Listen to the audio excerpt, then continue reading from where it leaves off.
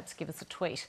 Energy and Environment Minister Josh Frydenberg insists Australia will still support the Paris Agreement, even if the US government pulls out of the deal. He joined me earlier from Canberra. Josh Frydenberg, thanks for your time. Nice to be with you, Emma. How much of a disaster will it be for the globe if the US does pull out of the Paris Accord? Well, let's just see what Donald Trump announces. But obviously, the more countries that are committed to reducing their carbon footprint, the better. And there was a record number of countries which signed on to the Paris Agreement, more than 190, of which Australia was obviously one. And now more than 140 countries have ratified in record time. And I think that just shows you there is a global commitment to reducing emissions. But Minister, it's not really about how many countries sign up, is it? It's about which ones and how significant a contribution to global emissions they make. Now, this is a country, the United States, whose emissions alone account for something like 20% of global emissions. It's a significant player. Can the world keep global temperatures from rising beyond that catastrophic 2-degree level without a commitment to limiting emissions by the second biggest emitter in the world, the United States? Well, as you know, that was the goal, and I do believe that that goal can be reached, and Australia will do its part.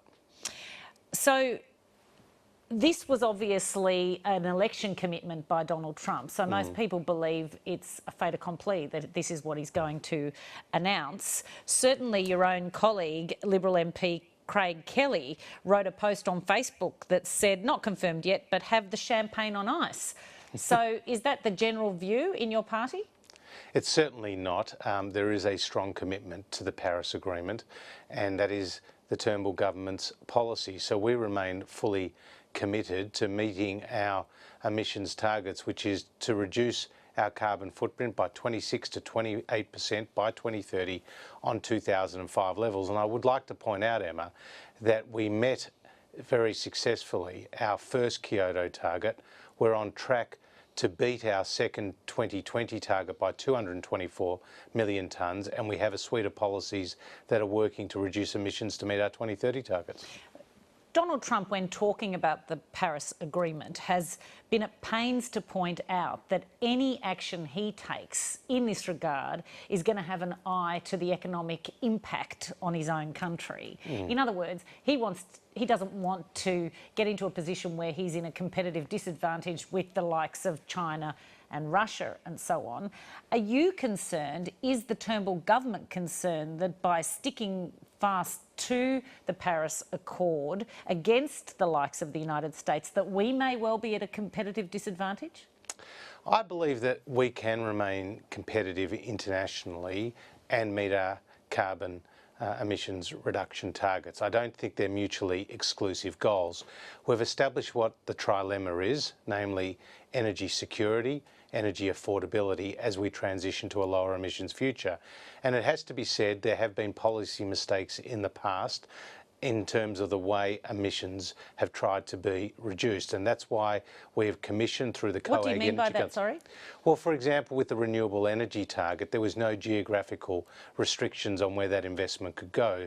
So we saw a huge amount of wind power and solar power go into South Australia, now 47% of its overall supply, without the state government, the Weatherall government, taking the sufficient measures to provide battery backup and the other frequency control and ancillary services are required. And you saw how vulnerable South Australia is now to a whole system black. So we have to overcome those mistakes of the past, and that is where Alan Finkel and his report will be absolutely critical when it's given to the Chief Ministers, the Premiers and the Prime Minister next Friday.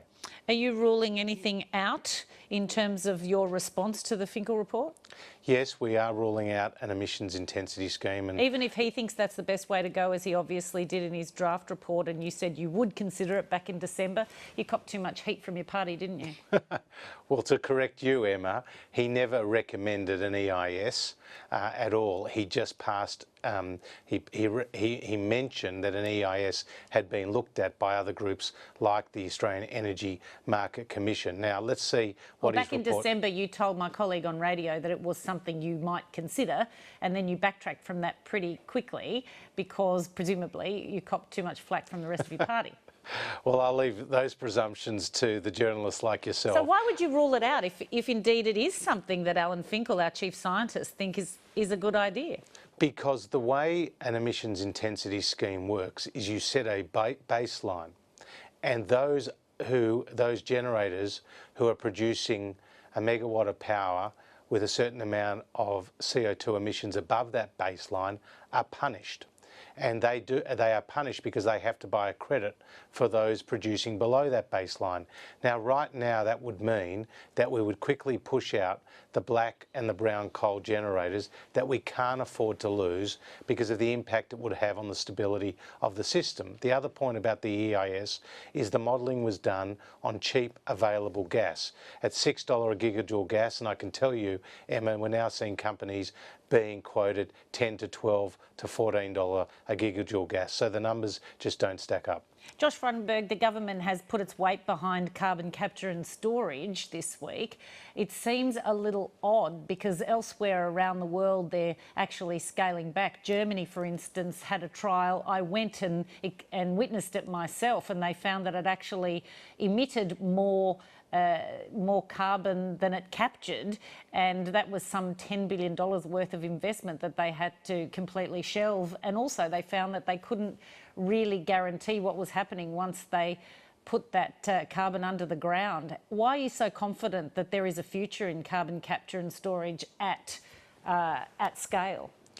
Well, I'll match your experience and raise you, Emma, because just a few weeks ago I went to the Petronova coal-fired power station in Texas, where the Obama administration put $190 million in to a CCS project, which is working today on a 240 megawatt unit to reduce emissions by 40%. So I actually saw it work, and there are 17 large-scale projects across the world that are working. Now, the CSIRO, Australia's chief scientist, groups like the Intergovernmental Panel on Climate Change, the International Energy Agency, major employers in Australia like BlueScope, BHP, the Business Council of Australia, have all commended carbon capture and storage, and indeed many have warmly welcomed our announcement. So we can't meet our Paris goals without investing in this type of technology. It was a political fix back in 2011 when Julia Gillard and Bob Brown stitched up the legislation on the CEFC. They only ruled out